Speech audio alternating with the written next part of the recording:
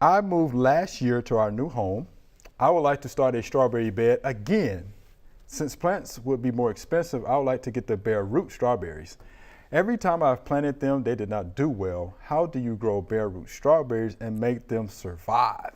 Thanks, and this is from Miss Linda. So, strawberries.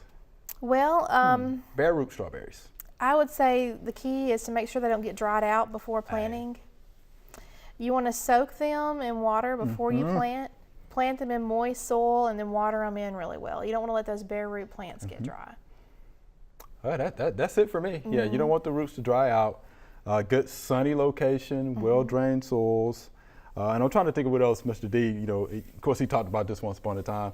The pH, he would say you need a pH between 6.0 and I think it's 6.5. Oh yeah, but don't let them dry out. And something else, when you put them in the ground, don't cover the crown up with soil. Right. It can rot them. All right, so you definitely don't want to do that.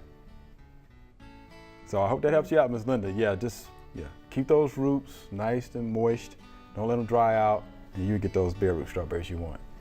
Thanks for watching. If you liked it, subscribe. We have hundreds of family plot videos for you to view.